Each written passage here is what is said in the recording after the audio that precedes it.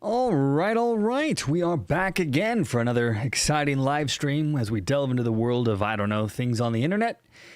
And it's later than normal. And I see Wolf in the chat is alive and well out there. That's good to know. Good to know. Just going to get all my stuff properly situated here so we can go on this. We're going to kind of briefly go over a couple of topics. We'll start with the headline story, of course, today about the government shutdown and yet another black-robed activist trying to stop the Trump administration from doing a thing, meaning firing federal employees, and we'll get into that in a second. And then I have a couple of other alternate stories that we'll briefly touch on. There's going to be the Voting Rights Act case that's coming up. This is a big freaking deal when it comes to our country going forward. We've been allowing racism to percolate from the government itself as a way to fight back against racism, and that needs to end. And so that's coming up. And then there's also, we'll briefly touch on the CIA basically saying that yes, indeedy do, we are going to start blowing up crap inside of Venezuela. So that's what's on tap for today. And we won't keep you guys too long today. It's just going to be delving into this. So let's start with this black-robed activist who has decided that she is the next mini president. She's going to rule the country with an iron black-robed fist. So this is a political activist who just so happens to wear black robes of a judge and pretend that she's a judge. She's a Clinton appointee, I believe. And she is flipping off the Supreme Court, the rule of law, and of course that evil, pesky orange man bad. Because, you know, fascism, gotta stop orange man bad. This judge has issued yet another temporary restraining order, a mass nationwide injunction against the Trump administration, which he has no power to do because the Supreme Court said, shut the hell up with these national injunctions. You can't do that. And he absolutely has no power to do that. And of course, the Trump administration will appeal, but now we got to go through more of this garbage, this rigmarole once again. So you've got this nobody, this clown in a black robe defying the rule of law, flipping off the American people, Donald Trump, and the Supreme Court. So let's get into this story. This is by the New York Post, and it's by Priscilla DeGregory. Judge issues temporary order barring layoffs amid government shutdown, citing that it has a human cost. Oh, so sad. Of course there's a human cost. The government shut down. You know, that's kind of what happens when there's a shutdown. If you've got a company and you have no more money and you got to shut down your company, what are you going to do? You might just lay off a couple of employees. But of course, this humanoid debris, this judge, is unhappy with this human cost, which of course is just the BS lie that she is using to basically dunk on President Trump. Now, a judge in San Francisco on Wednesday temporarily, once again, barred the Trump administration from laying off federal employees during the shutdown, saying that the firings come at a human cost. U.S. District Judge Susan Ilston said during a hearing on Wednesday in San Francisco, of course, federal court, that the planned job cuts of thousands of government workers seemed to be politically motivated, poorly planned, and would damage lives. A newsflash to this functionally retarded judge, all shutdowns are political. All maneuverings by Congress, by the presidency, is by definition political. Duh. That's how this works. But no. Little Miss Prissy here is like, can't have that. It will damage lives. Which, by the way, can I point out something? This may become one of the longest shutdowns in American history because I don't see, everything seems to be at an impasse right now. I think it's the fourth longest already. I don't know about you, but I don't seem to notice the government shutdown much outside of reading about it in the news, watching people talk about it. Doesn't seem to affect my life. And I would argue that most of you, there are exceptions, of course, but most of you will not have your life impacted by a government shutdown, at least not in the short term, which, by the way, is a good thing. And I think the Democrat Party should be careful about a extended shutdown, because if people don't notice their lives changing very much, the question might eventually get asked, well, how important is all this spending? How important is Big Daddy government if it doesn't really affect our day-to-day lives? Thank you, Wolf, for that. He reports, and I decide, longest shutdown was 35 days back in 2018 to 2019. Yeah. So there you go, a whole month. And I think people, they lived, the great shutdown didn't ruin the country. People still survived. Gamma Goblin Miller says, how many judges now are fighting the Trump administration or executive orders? There's a lot. I don't even have a number on that, but there is a lot. I think Judge Boasberg is the most prolific. He is actively, publicly targeting the Trump administration, but there's a lot.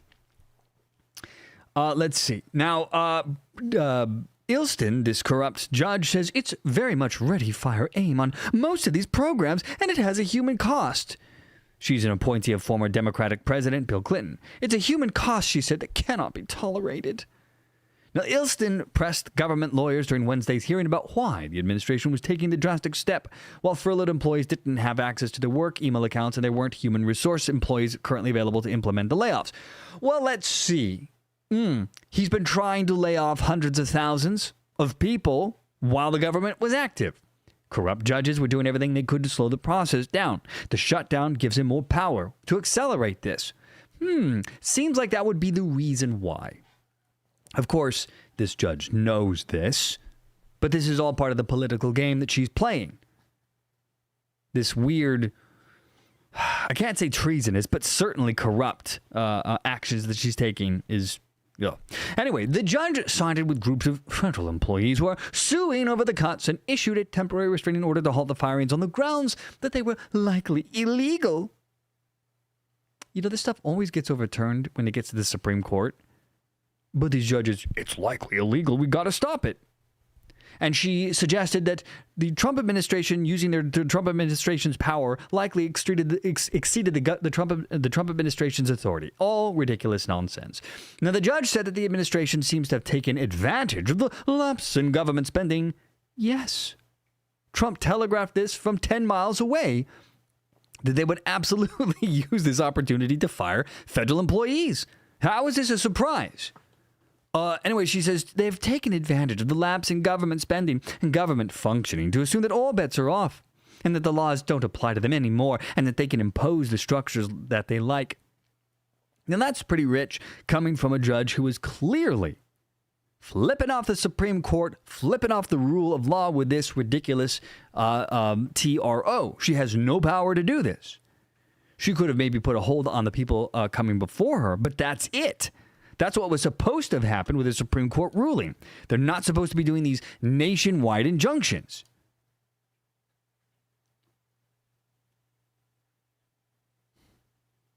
And of course, the Trump administration will appeal, but it's more time wasted. It's just more absurdity. I think the Ninth Circuit would be the next to pick this up, unless the Supreme Court just decides to take it on themselves, which they should do, by the way. Gruntpaw says, President Trump, just tell these lower court judges to F off, go about your business and take care of our country. The prisoners don't run the prison. And by the way, I think that's the intention that the Democrat Party has been trying to do with these, and the corrupt judges have been in on this. They've been trying to get Trump to just say, screw this, and rage in frustration, which I think eventually he should do, because they're clearly breaking the law. But it's all about doing it at the right time. See, here's the problem. Let's say at the beginning of all of this, when there was the flash flood of executive orders. And the Trump administration, I think, calculated that this would happen. This whole second term seems very, very, very intentional.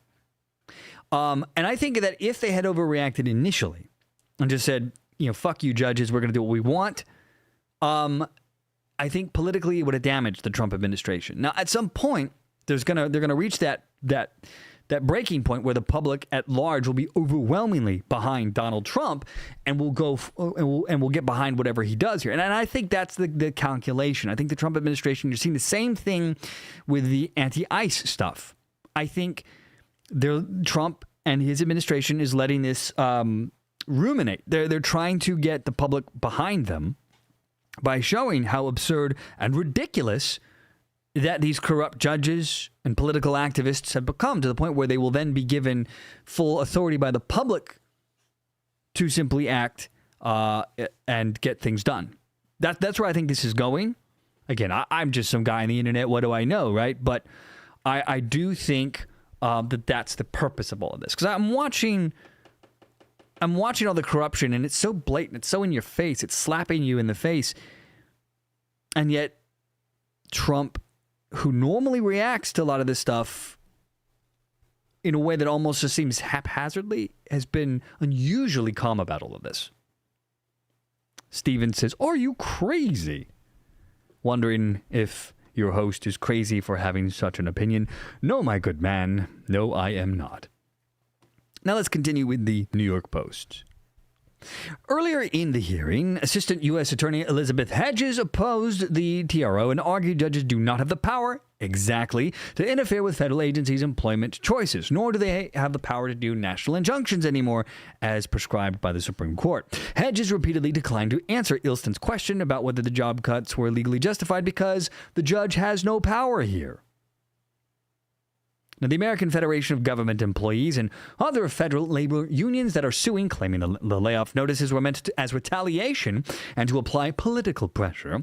They also claim that Congress ultimately has the power over agency decision-making, not the administration. Which, of course, is nonsense. The administration absolutely has the power to fire their own employees. This is the problem right now. The Democrat Party is desperate in their attempt to take away power from the presidency temporarily till they get back into power, and then they'll give it all right back. And then Wolf, in answer to a question earlier about how many judges are doing TROs, says there's 8? I feel like there's more. Oh.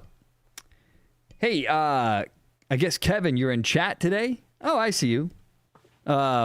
Just so you know, Kevin, you asked for it. It's not ready yet, but it is coming probably tomorrow. You asked for a shirt that warned that winter was coming and to have an ice day, and your wishes are command. I do have a shirt coming tomorrow. It was going to be ready today, but I didn't quite get the artwork in time for the show. But I promise I will have that for you tomorrow. And shoot me an email if you can, Kevin, at the contact email on this channel, and I will send you a free shirt because you earned it. Anyway, let's continue. Now, the shutdown is in its 3rd week, the New York Post writes, since going into effect on October 1st.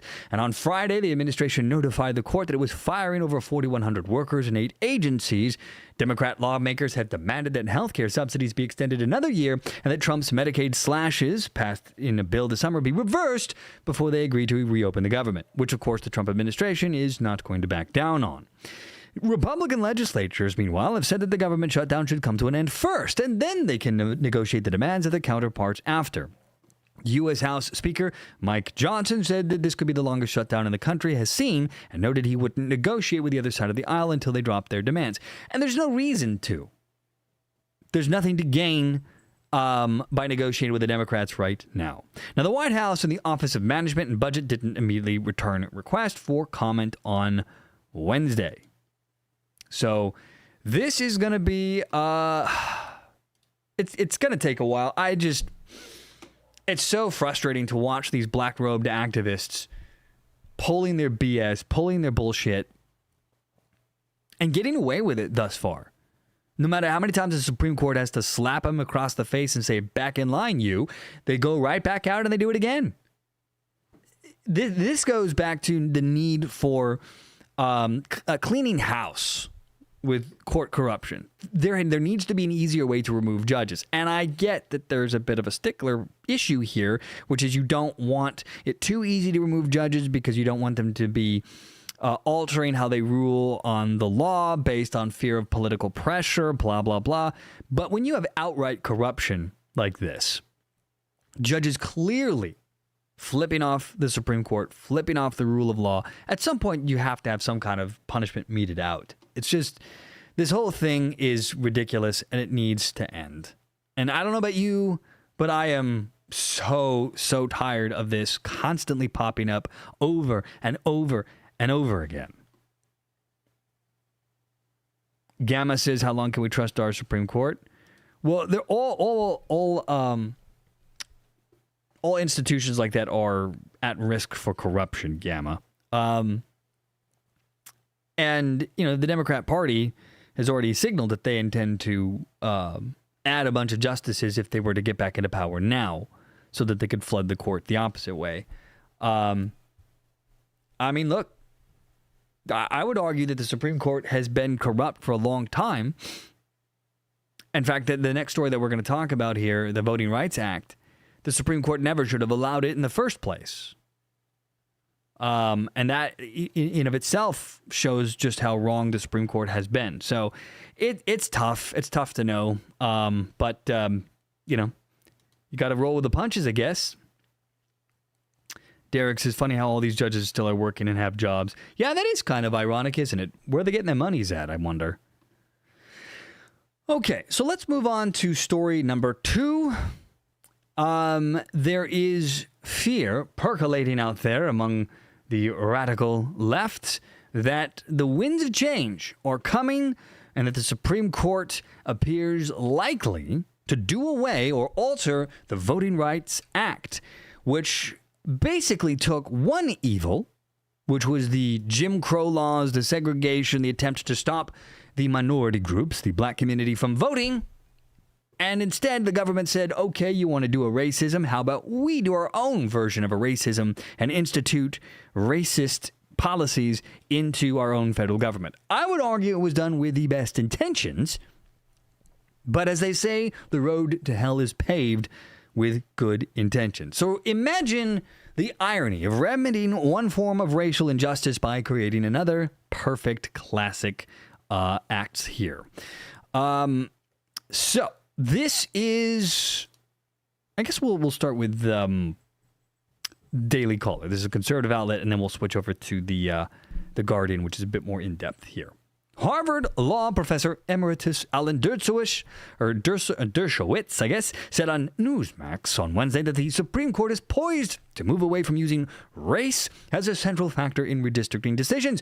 It never should have been allowed to happen in the first place. All of this race and using it as... It's so maddening that this became the norm. For decades and decades and decades, it was okay to be racist in how you saw in how you treated citizens because it was trying to undo one racist act and with another. It's so frustrating. The Supreme Court heard arguments on Wednesday on whether the Voting Rights Act can still compel states to draw districts favorable to minority voters. The government should be colorblind. We should not be giving favorable districting to anyone based on the color of their skin. Period. Now, appearing on the record with Greta Van Susteren, Dershowitz said the court appears ready to apply the same reasoning it used in the affirmative action rulings, which was also deeply racist and evil, to voting districts, curbing efforts to design congressional maps that favor specific racial groups. And I think, by the way, this probably aided in the monolithic voting trends of minority groups. Rather than being a melting pot where we're all colorblind, we did a 180 and encouraged race-baiting hatred to never end. It's no different than affirmative action where you're essentially punishing people who are a majority race, a majority color, and then you wonder why there's so much anger and bitterness about it. You're literally breeding the next generation of anger. Like, I know for myself, I will never, ever, ever, ever, ever be in favor or vote for someone who wants to harm a specific race for any reason or to segregate. It's the whole thing's retarded. But we've gone along with it for so long, it just seems like this was never going to end. And I can't believe that the Overton window has shifted to the point now where we are finally arriving to where we can remove racist government policies. Now, Dershowitz said this is not like college admissions where you can move to a meritocracy, and we know that a meritocracy means, but you can't have a meritocracy when it comes to creating a district. Creation of the district either will help black people or will hurt, or help white voters or will hurt them. There is no neutral principle. And I suspect the Supreme Court is moving away from focusing on race in the electoral context as well as in the college admission context. I don't know that if I really agree with him here. I think the betterment of humans as a whole and punish the hell out of people who try to use race as a way to either prop up a particular race or to denigrate a particular race. And as a whole, that should help humans. We shouldn't be segregating people. Well, that person's got a lot of melatonin. You know what? That person now gets privilege, or that person gets punished. Anyway, Dershowitz said, and I suspect this. So if I had to make a prediction, I would predict that the district will not do well in front of the Supreme Court, meaning that they will do away with this racial law. Dershowitz referenced Justice Felix Frankfurter's 1940s warning that the court should avoid the political thicket of gerrymandering. Back in the 1940s, Justice Frankfurter purposely and very, very correctly, he said, talked about the Supreme Court staying out of the thicket, the political thicket of racial gerrymandering. But of course, the Supreme Court didn't listen and would go along with it later. And other forms of gerrymandering because there's no neutral answer to this. Sure there is. It's called don't do a fucking race thing. How hard is that? Man, this really getting under my skin today. Now, Dershowitz said 4 key justices will likely determine the outcome. He said there's 4 key votes in this, and I suspect we're going to see a lot of sympathy for creating legislative areas which guarantee black seats in Congress and in other elected offices. See, that shouldn't be the goal. It sounds noble if you don't think about it, if you shut your brain off. But we should not be giving preferential treatment ever for anyone based on the color of their skin or what sex they happen to be. And he said, I think we're going to see a diminution of the sensitivity towards kind of creating affirmative action, legislative redistricting. And I say, good. Get rid of this garbage. It's been a poison in our society. It has helped create us versus them mentality that I think long-term has hurt the black community and has hurt minority groups. The more that you segregate on race, the more the next generation is going to be pissed off about this, about about being taken down a peg by government saying, well, son, you aren't on the preferred racial lines here, so you don't get your job, or you don't get to go to this particular school, or we're going to give a seat to someone else because they happen to be black. Now, the Supreme Court signaled Wednesday that it may soon end the practice of drawing congressional districts based on race. During arguments in Louisiana versus Calais, Justice Brett Kavanaugh, whose vote could decide the case, along with that of Chief Justice John Roberts, pressed civil rights advocates on when the race-based remedies should come to an end. How about right now? The issue, as you know, is that the court's cases in a variety of contexts have said that race-based remedies are permissible for a period of time. Sometimes for a long period of time, decades in some cases, but that they should not be indefinite and should have an end point, Kavanaugh said. What exactly do you think the end point should be for the intentional use of race to create districts? How about now? How about years ago? It was a revenge law designed to punish the Democratic South. The Democrat Party, the party of Jim Crow, the party of the KKK, the party of the slave states wanted to punish black people for having the audacity to have freedom. And so and this is why I said it was with good intentions, they wanted to punish the crap out of these people for doing this, and so then punished everyone, not just the Democrat Party, but everyone, by instituting race-based redistricting. Never should have happened. It's a black stain in our in our country's history. No, let's see. Now, black voters have challenged Louisiana's 2022 map for including only one majority black district, leading the courts to order the state to withdraw it. After lawmakers approved a new map in January of 2024 to create a second majority black district, a group of non-black voters also sued, saying the plan amounted to an unconstitutional racial gerrymander, which, of course, it is. Gamma says we need to be united. Right. And really all you need to do is just be Americans. You know, as a kid, now I grew up in California and we're a bunch of hippies and morons out here. But when I was younger, California was a bit more sane, and there was a lot of personal pride in different communities for seeing the world in a monolithic color. You didn't see people in black and white, and I get in other states it's different, but it's just so odd to see the rise of things like I'm Italian American, I'm African American, blah blah blah. No, just be American. The hell is wrong with you people? Now let's see if The Guardian had any more interesting details here to add. Let's see. So this was the left-wing news rag The Guardian. Voting Rights Act on the line. Key takeaways from the Supreme Court hearing. Majority of justices appear to be poised to weaken Section 2, which again, they should. And by the way, you've got the naysayers, right, of this, who don't like the idea of a colorblind system because it gives them extra power. The NCAACP is warning that gutting Section 2 would be catastrophic for black voters. And they're worried about that this will lock them out of power. Because right now, the black community in particular has been very polarized, and they are very balkanized in how they vote.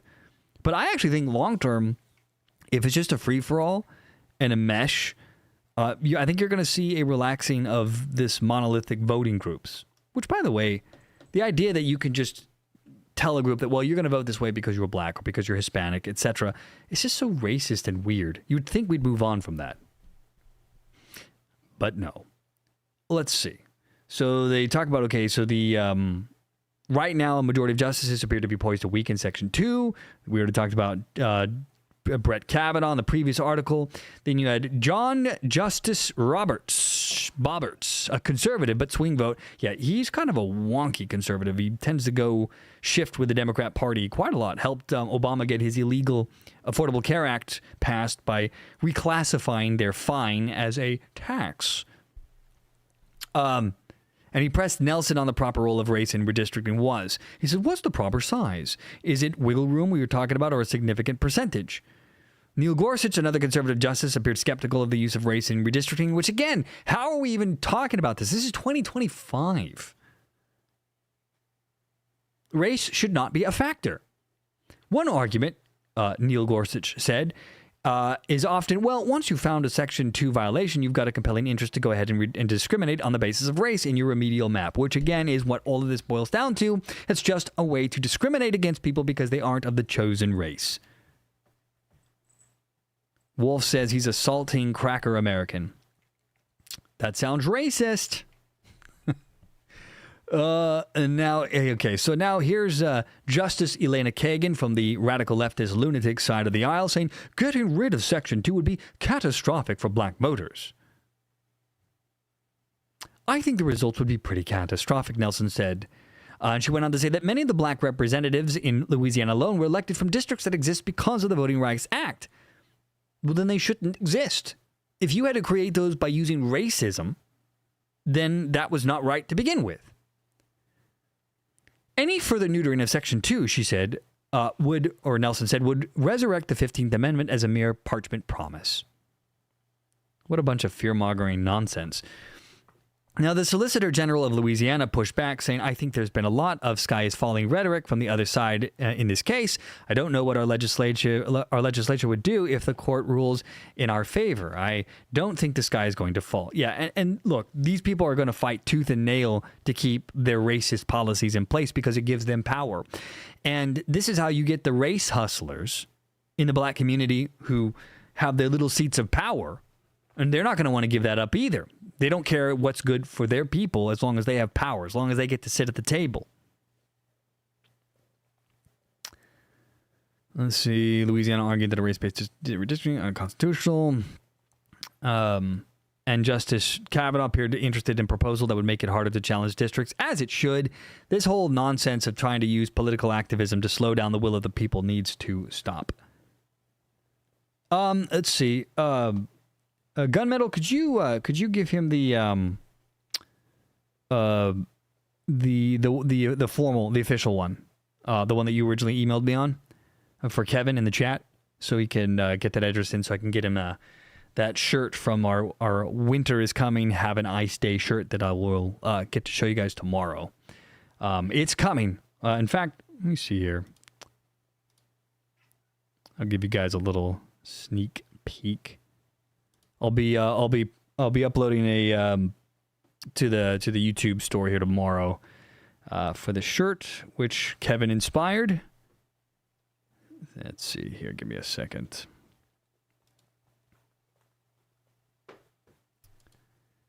Got a kitten trying to take over my my seat here.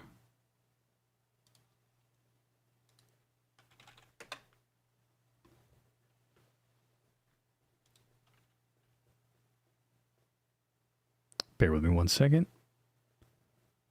Of course, when you want something, then everything slows down.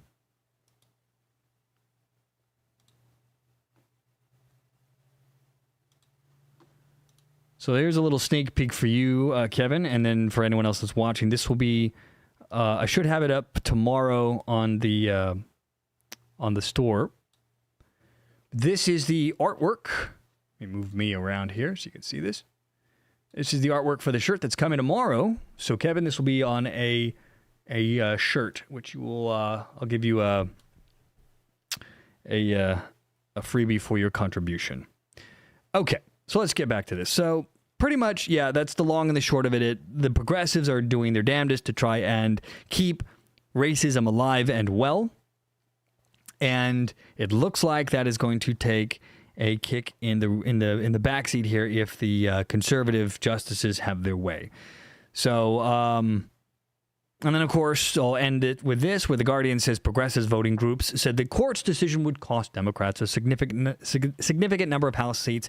Which again, I say good. If you're using racism to prop yourself up, then I have no sympathy for seeing it torn down. That's just my opinion. All right. So last but not least, I just want to briefly touch on this, and then we'll call this stream a night. But this is the Trump administration is basically letting on that they intend to go into Venezuela and kill some cartel people. Dun, dun, dun.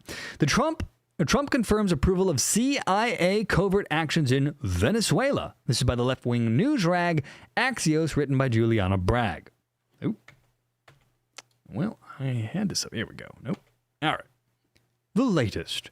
While the Trump administration has said its goal in sending warships to Venezuela was to stop drug trafficking, it's made clear that it wants to see Maduro removed from power because he's a cartel activist himself, from power one way or another, and has offered a $50 million reward for his arrest. That is a great reward. Now, in the latest installment of attacks against Venezuelan boats, Trump said, you mean drug cartel members? Trump said Tuesday on Truth Social that he ordered a lethal strike on a vessel trafficking narcotics, which killed all 6 terrorists on board. What he is saying: we're not going to let our country be ruined because other people want to drop their worst people into the U.S., Trump told reporters at the White House Wednesday. He said Trump said trafficking attempts by sea are very well under control, but the military will now look to land. Every boat that we knock out will save 25,000 American lives. And look, the only way to really end this once and for all is to go after the source. We have tried for far too long to say we just need to get rid of the incentive to bring the drugs here. But that's never going to happen because drugs are, addictive. Once people get on it, they have a really hard time getting off of it. Seems pretty. I mean, we've been trying since the 80s with the Scruff McGruff, with just say no to drugs, children. Those never work. So, so just watch out for this. We're going to see more about this, I think, in the coming days, weeks, and months as the administration ramps up their attacks against the cartels. And the ICE is also promising to dramatically scale up deportations and arrests. So a lot of stuff to look forward to. And I think I'm going to wrap it there. We're going to end a little bit early today. I just wanted to make sure I got in today. I'm trying to do this 5 days a week. For this next 3 to 6 weeks, it's going to kind of be a little bit all over the place on when I can get down to do this, but I'm going to try to get it in at least Monday through Friday, whenever possible. So as always, my friends, thank you so much for jumping aboard. Hi, Sharon. I see you in the chat. And Kevin, we'll do what we can to get you a shirt as soon as we got it up. And then we'll go from there. So once again, thanks to everybody in the chat. You guys are amazing, and I will see you all in the next stream, hopefully tomorrow.